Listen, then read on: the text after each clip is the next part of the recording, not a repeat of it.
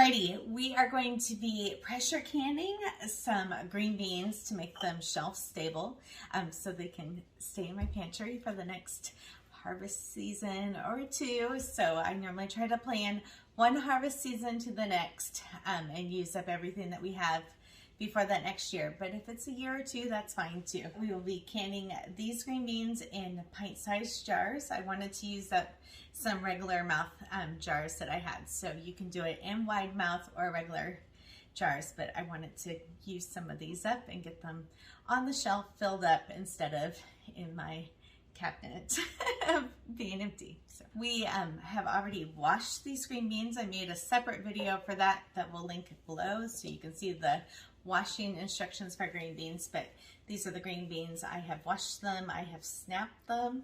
They're all about an inch or so long. So I snapped all the green beans. This is a full bushel.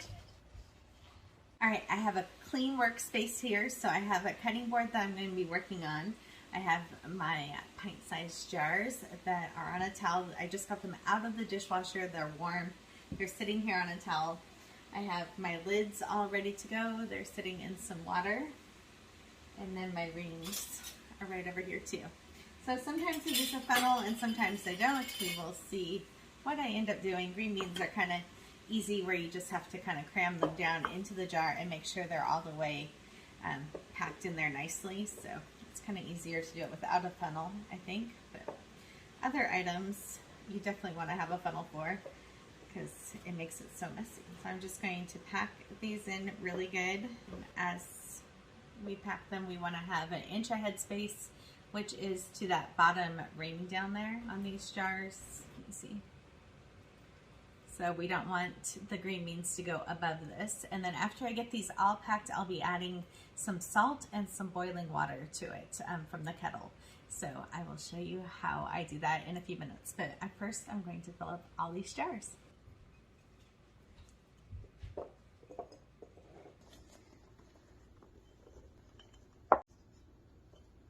Okay, I have my 14 jars here all filled, and I'm going to add salt to each one. So I'm only going to do a 1/4 teaspoon of salt to each one. You can do up to a 1/2 teaspoon.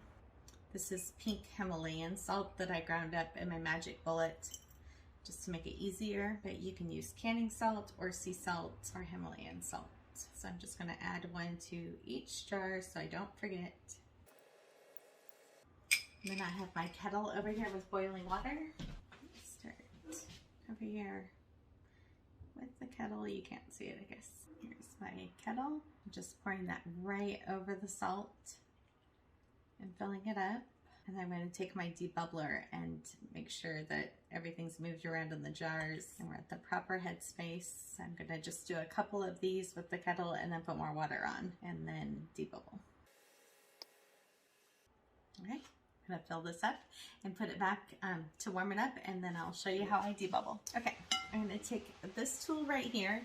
This one, this little step ladder end of it shows me the different markings for like an inch, a 1/4 inch, 1/2 inch. So each recipe has its own headspace that it needs to be. So you just put it, whatever one you're looking for, you put it on the edge of the jar and then make sure nothing's touching. So anyways, but I'm going to use this end of it, and I'm going to push it down in the green beans and try to get all of the bubbles out of there and see if I need to pack in more green beans. This one feels like it needs some more green beans in it. And then I'll probably take a teaspoon and just get some of the water back out. So it's kind of a little balancing back and forth kind of game here. Make sure we get the proper space. Dump this in another jar. You don't want the air bubbles in there, so you're trying to move it around to make sure that you're popping any of the bubbles.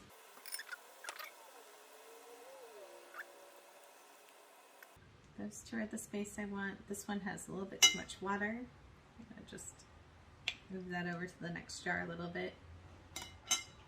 And then I'm taking a piece of paper towel. You can use a napkin or something too, with some white vinegar on it, and going around the edge to make sure that I didn't touch it and get any of my finger oils on it. And then I have some lids here in the water.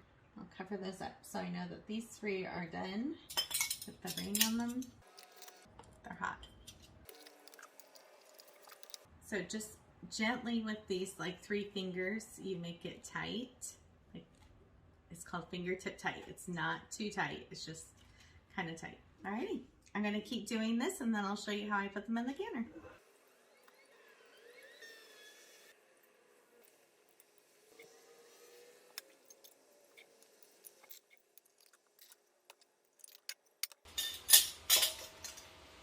Closer. Okay, so this is my All-American 921 pressure canner. So this is not just a stock pot, it's an actual pressure canner with a gauge and a jiggler here that will wibble wobble so, as it is cooking. And then inside the pot here, there's a rack. I'm gonna have to go find my other rack. I need 2 racks today, but here's the rack that goes down there at the bottom. And then when you're water bathing, you have the water up over the sides of the jars. For pressure canning, the water level's much lower and it's the air pressure that is canning them. So I will be adding water to this, and then you always add some vinegar to it also, which helps with the minerals not getting deposited on your jars. So I'm gonna add the water. So the rack's down there on the bottom. You don't want the jars to be totally down touching the stove. And I need 1 more. And then I'm going to add a glug of vinegar to this. And then with my jar lifter, I'm going to set these hot jars in here. And then I'm going to put a second rack in there. And then I'll be able to put a second layer of the pint jars in here. So total, I'll be able to put 14 jars in the canner at a time, which is perfect. So I'm going to just turn the heat down on like a medium low just to start getting the water a little bit warm on there while I'm finishing adding the rest of the water to the other jars. All right, I'm just adding the rest of these to the pot. Green beans truly are one of the best projects to start with for a first time canner because you can snap the beans, and if you have extra, it's not a great big deal if you have to run a second canner load. And you don't have to worry about them oxidizing and changing colors and stuff like if you were doing pears or peaches or something for the very first time. So I really suggest doing something like green beans for a first time project.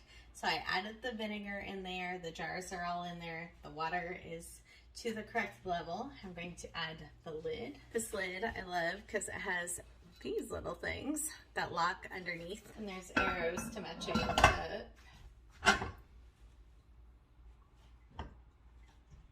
So once you get it right exactly where it's supposed to be, then there's these locking lugs. And you do them opposite sides at the same time, loosely. Okay, now that I have them all on there, then I will tighten them up opposite again. And I'll turn it up to high. So this is why I have an All-American canner, because I believe in these locking lugs. I do not want my lid to go through the ceiling and break or harm myself. So I feel like an All-American is the safest canner out there. I saved up to be able to buy it, and it's definitely something that's like a legacy kind of item that I can pass down to my kids and grandkids someday. So I just feel like an All-American is the way to go. Just save up and buy the safest ones you could possibly do. I do have a glass top stove, if you didn't notice this already. And this is an All-American 921. They make them much bigger for my glass top stove. This 921 is just perfect. It does 14 pint-sized jars or 7 quarts. So this is going to get all the way up till it is boiling, and there's going to be steam coming out of the top, and then I will come back and show you that. Okay, this is the sound that I was waiting for. You can hear the steam building up here, and it's coming out of there. And so I'm going to set the timer. Now I'm going to put this weighted gauge on, and for my elevation I need it at 10 pounds, so you can see the 10 on there. There's also a 5 and 15, but 10 is what I'm going for. I use a towel so I don't burn myself. There's a hole on the back side here, and I quickly, make sure I don't burn myself. Okay, I just set it on there. So I'm gonna wait for that to start bouncing, and then I will show you what that sounds like. And this one will start moving when this gauge gets to 10 pounds of pressure.